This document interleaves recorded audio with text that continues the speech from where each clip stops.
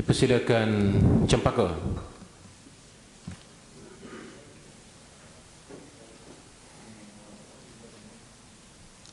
Assalamualaikum warahmatullahi taala wabarakatuh. Alhamdulillahirabbil alamin wassalatu wassalamu ala asyrafil mursalin wa ala alihi wa sahbihi ajma'in. Yang berhormat Datuk Speaker, izinkan saya untuk mengambil bahagian dalam perbahasan Belanjawan Negeri Kelantan tahun 2021 dengan menyentuh tiga fokus utama, iaitu yang pertama, 3 dekad membangun bersama Islam. Keduanya, sedikit ulasan berhubung bajet Negeri Kelantan 2021. Dan ketiga, pengurusan dan ketulusan dalam pentadbiran. Yang berhormat Datuk Speaker, saya mulakan dengan firman Allah Subhanahu wa taala dalam surah As-Sajdah ayat 24. A'udzubillahi minasyaitonirrajim. Wa ja'alna minhum a'immatan yahduna bi amrina lamma sabaru wa kanu bi ayatina yuqinun. Artinya, dan kami jadikan dari kalangan mereka beberapa pemimpin yang membimbing kaum masing-masing dengan hukum agama kami. Selain mereka bersikap sabar, selama mereka bersikap sabar serta mereka tetap yakin akan ayat-ayat keterangan kami. Yang berhormat Datuk Speaker, 30 tahun bukan suatu tempoh yang singkat. Banyak kenangan pahit manis yang dilalui oleh kerajaan ini dan parti yang berada di belakangnya. Kenangan kejayaan mengambil alih kerajaan ini pada tahun 1990 dahulu bukan suatu yang mudah dilupai. Kerajaan ini bergerak dengan dikelilingi oleh onak dan duri. Cabaran dan halangan datang dalam pelbagai sudut. Hanya yang mengharunginya yang mengetahui pahit maunya. Sejarah ini akan terus tercatat tanpa perlu dibongkarkan. Berkat kesabaran, kebijaksanaan pimpinan dan keyakinan yang tinggi kepada dasar perjuangan Islam ini, serta sokongan rakyat yang tidak berbelah bagi, maka hasilnya kerajaan ini terus kekal membangun bersama Islam sehingga kini. Dan inilah yang telah dizahirkan oleh titah ke bawah duli Yang Maha Mulia Tuanku Sultan Muhammad V dalam perasmian pembukaan sidang Dewan pada awal tahun yang lalu. Titah Tuanku, hasrat beta selaras dengan Undang-Undang Perlembagaan Tubuh Kerajaan Kelantan, bahawa negeri ini dan kerajaan perlu berpaksikan kepada ajaran agama Islam, dan beta dapati kerajaan negeri telah melaksanakan dasar membangun bersama Islam. Negeri Kelantan di bawah kerajaan negeri telah melaksanakan dasar membangun bersama Islam dan mentadbir negeri Kelantan selama 3 dekad. Selama 30 tahun pentadbiran, kerajaan negeri telah cuba menggariskan kepimpinan yang menekankan tanggungjawab dunia dan di akhirat dengan meletakkan Al-Quran dan As-Sunnah sebagai rujukan utama dan ulama sebagai paksi kepimpinan. Yang berhormat Datuk Speaker, titah Tuanku ini merupakan satu pengiktirafan daripada Tuanku terhadap kerajaan negeri yang telah sekian lama sehingga ke hari 30 tahun berdiri teguh mentadbir negeri Kelantan. Sehubungan dengan kejayaan ini, Kelantan perlu senantiasa yakin dan terkehadapan dalam membawa misi perjuangan membangun bersama Islam. Apatah lagi di saat kita menyambut 3 dekad kejayaan ini, kita dianugerahkan pula dengan kejayaan membentuk Kerajaan Perikatan Nasional pada bulan Mac yang lalu. Anugerah yang tidak diruga oleh kita semua, melainkan hasil perancangan daripada Yang Maha Kuasa Allah Subhanahu wa taala. Agenda membangun bersama Islam ini tidak seharusnya terhenti di negeri Kelantan sahaja, tetapi perlu dibawa ke peringkat agenda nasional. Setidak-tidaknya sebagai model dalam kerangka pembinaan pembangunan modal insan. Yayasan Islam Kelantan sebagai institusi yang mengurus pendidikan terunggul negeri Kelantan dengan pembinaan kurikulum dan dasar pendidikan Rabbaninya seharusnya dijadikan model dalam pembinaan modal insan di peringkat pendidikan nasional. Begitu juga dengan dasar-dasar dan program-program berkebajikan yang disediakan oleh Rusia, kebajikan Rusia keluarga dan wanita perlu dibawa ke peringkat nasional sebagai usaha membawa agenda membangun bersama Islam. Sempena 3 dekad juga, Kerajaan Kelantan seharusnya terkehadapan dalam menaik taraf kedudukan institusi agama dan pegawai-pegawai takbir agama. Sebagai contoh, kalau kita bincang kemudahan untuk pegawai takbir negeri, jangan pula kita lupa pegawai takbir agama. Kita bincang bangunan, pejabat, kemudahan kenderaan, kenaikan allowance dan insentif untuk pegawai takbir negeri, maka untuk institusi agama dan pegawai takbir agama juga tidak boleh dikesampingkan dan mesti diutamakan. Jangan kita menampakkan jurang yang sangat ketara antara institusi ini, walaupun mungkin skop tugasan mereka antara keduanya berbeza. Apatah lagi kita yang telah mempelopori dasar membangun bersama Islam. Kitalah sepatutnya terkehadapan dalam membuktikan kita bukan negeri sekular yang mengasingkan antara agama dan pentadbiran. Kita buat dulu mana yang kita boleh buat.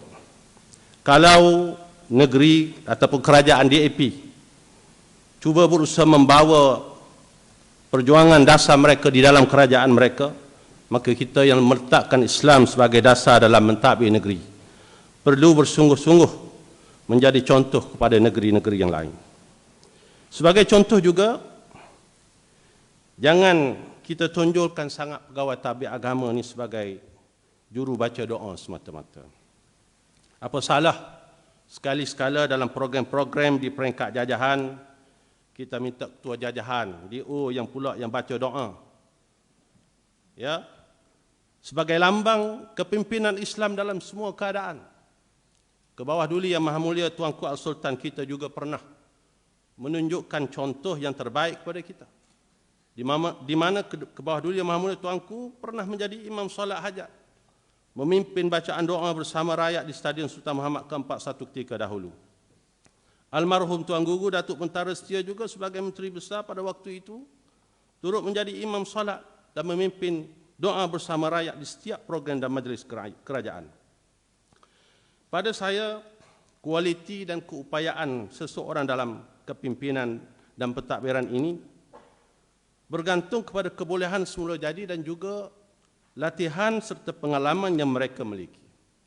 Kalau diberikan latihan yang secukup serta pengalaman yang pelbagai dalam bidang pentadbiran dan pengurusan, saya yakin semua pegawai kita tidak kira di bahagian apa sekalipun, PTN maupun PTU, akan mampu mentadbir dengan baik. Saya ambil satu contoh.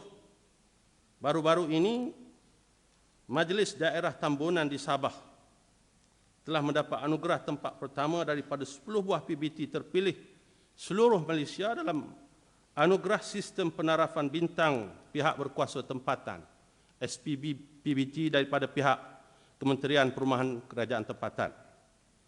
Dan tidak lupa saya mengucapkan tahniah juga kepada YDP, Majlis Daerah Pasir Mas, Yang Mulia Tuan Haji Nik Muhammad Noor serta pasukan beliau atas kejayaan MDPM mendapat tempat yang kedua daripada 10 yang terpilih.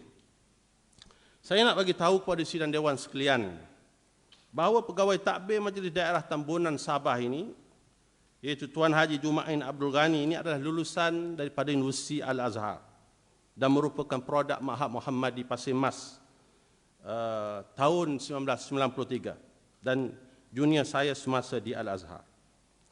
Pengalaman beliau sebagai ADO di daerah Telupit dan Tambunan selama 3 tahun dan DO di daerah Tambunan juga selama 3 tahun telah mengangkat nama Majlis Daerah Tambunan baru-baru ini. Ini sebagai contoh bagaimana golongan agama boleh dibawa ke hadapan dalam pentadbiran. Dan inilah seingat saya di antara perkara yang pernah dan ingin ditonjolkan oleh almarhum Datuk Bentara Setia, yang Datuk Bentara Setia Menteri Besar pada waktu itu. Dan alhamdulillah pada tahun 2010 kita di Jabatan Hal Ehwal Agama Islam juga telah dipimpin oleh pegawai takbir agama sendiri. Dan hari ini Selangor juga, pengarah Jais Selangor sekarang ini pun lulusan pengajian Islam UKM. Yang sebelum itu pengarah JAIS ini daripada PTD. Alhamdulillah daripada prestasi yang baik, Tuanku Sultan Selangor telah melantik beliau sendiri. Junjung kasih kepada Kedua-Duli Tuanku dan Kerajaan Negeri atas pelantikan dan penghormatan ini. Cuma kita mengharapkan institusi-institusi yang lain juga, contohnya YIK dapat dipimpin dari kalangan pentadbir yang berlatar belakangkan profesion pendidikan. Pengalaman Kementerian Pendidikan dalam melantik pengarah Jabatan Pendidikan Negeri dari kalangan warga pendidik boleh diguna pakai dalam merealisasikan harapan ini. Jadi saya minta kerajaan kita boleh mulakan, dan kalau tidak kita siapa lagi yang kita mahu harapkan.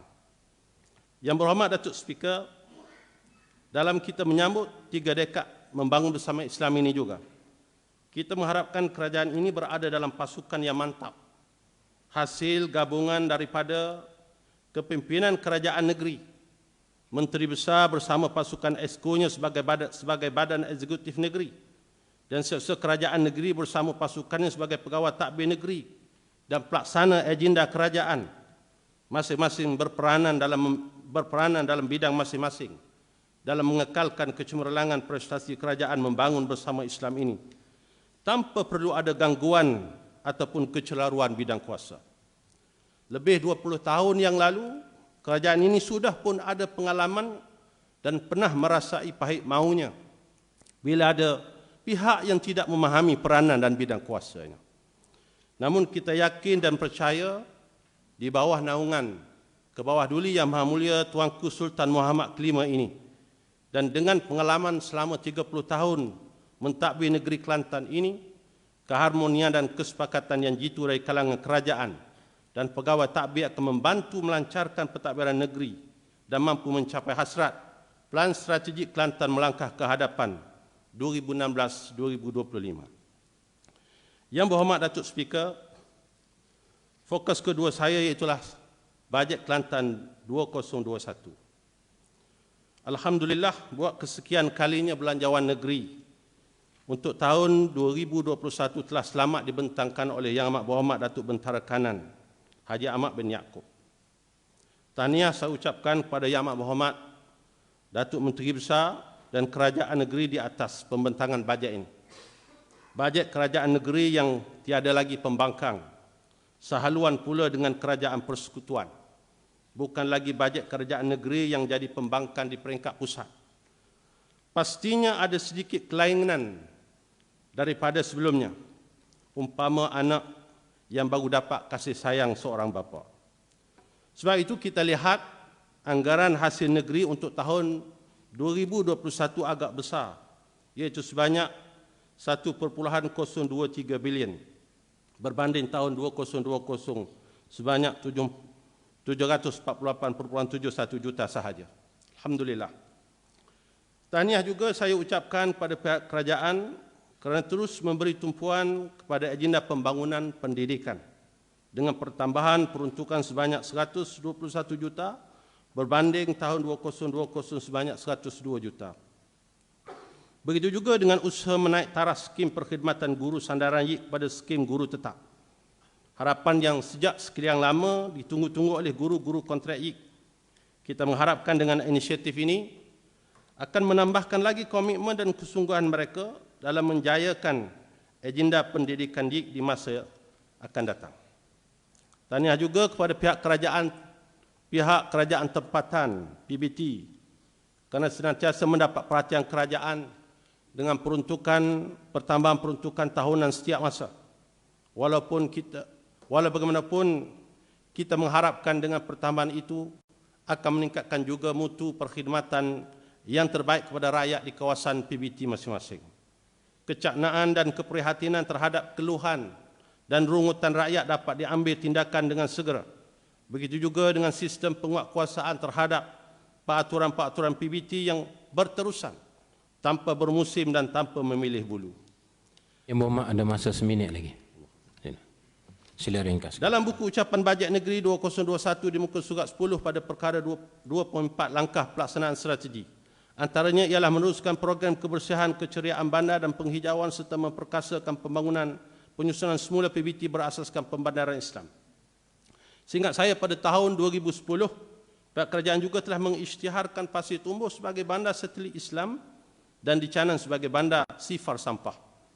Persoalan saya, apakah sebenarnya definisi kepada bandar satelit Islam ini dan di tahap manakah ia dikategorikan sebagai bandar sifar sampah sebagaimana diisytihar dan diidam-idamkan. Begitu juga dengan bandar Baru Tunjung yang disebut sebagai bandar hijau, Green City, yang penuh dengan tanaman hijau yang tumbuh secara semula jadi. Apakah ciri bandar hijau yang telah wujud di bandar tersebut yang wajar diketahui oleh kita? Bagaimana kesudahannya dengan pasar yang sejak sekian lama dibina tapi masih belum beroperasi? Saya juga ingin bertanya tentang Madinah Tunjung yang bakal menerima bajet 1 juta bagi program yang dinamakan Madinah Ramadan Tunjung. Sejauh manakah perkembangan projek yang cukup menarik ini dan insya-Allah akan mampu menjadi satu lagi mercu tanda baru negeri Islami Mekah. Pertanyaan terakhir saya iaitulah dalam doa saya tentang permohonan ataupun aduan rakyat tentang Jambatan Sabak sejak 3 tahun yang lalu, bagaimanakah kesudahannya sehingga hari ini tidak diketahui statusnya. Terakhir, pengurusan keterusan dan pentadbiran. Alhamdulillah, berkat perpaduan Kelantan Sejahtera, begitulah tema belanjawan di Kelantan 2021, tepat dan sesuai dengan suasana politik semasa hari ini. Hasil muafakat nasional di antara PAS dan UMNO, maka terbentuknya kerajaan perikatan. Mengambil peluang dengan kedudukan ini, maka kita lihat banyak kemudahan dan peruntukan untuk rakyat turun ke negeri kita yang sebelum ini hidup kita sedikit bertengah. Saya yakin bahawa tiada kerajaan dan tiada rakyat yang tidak inginkan pembangunan dan kesenangan, termasuk juga kerajaan dan rakyat negeri Kelantan.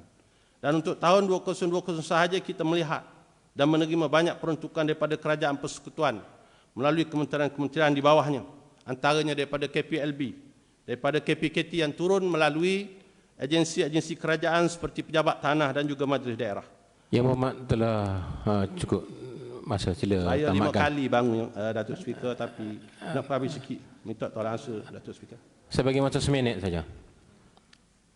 Dan kita yakin dengan bajet negeri tahun 2021 yang agak besar daripada biasa dan bajet persekutuan untuk tahun 2021 yang dibentangkan oleh Menteri Kewangan ini, khasnya untuk pembangunan negeri Kelantan dalam RMK 12. Pastinya banyak projek dan pembangunan yang akan turun ke negeri ini. Dalam hal ini saya ingin mengingatkan kerajaan dan kita semua sebagai ahli-ahli yang berhormat, supaya yang pertama senantiasa memelihara prinsip keadilan dan ketulusan dalam menguruskan setiap peruntukan ini. Kedua, perlu memastikan perbelanjaan peruntukan sebagaimana keperluan yang termaktub dalam peruntukan tahunan tersebut. Ketiga, perlu ada kesefahaman antara keputusan kerajaan dan tindakan daripada pihak pelaksana. Jangan pula yang diputuskan lain, yang dibuatnya lain.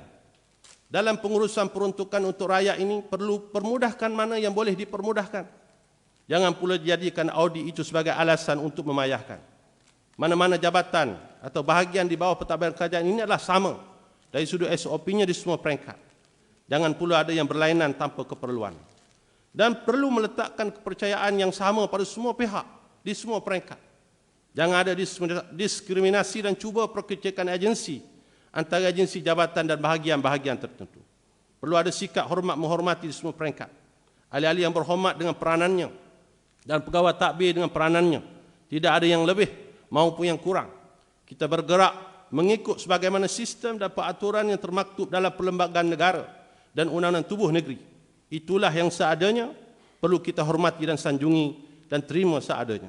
Akhir sekali saya ingin mengambil kesempatan ini mengucapkan jutaan terima kasih kepada semua jabatan dan agensi terlibat membantu dan memudahkan urusan kemudahan rakyat Kelantan, terutama dalam DUN yang saya wakili seperti Pejabat Kewangan Negeri, Pejabat Pembangunan Negeri, Pejabat Tanah Kota Baru, JKR, JPS dan lain-lain.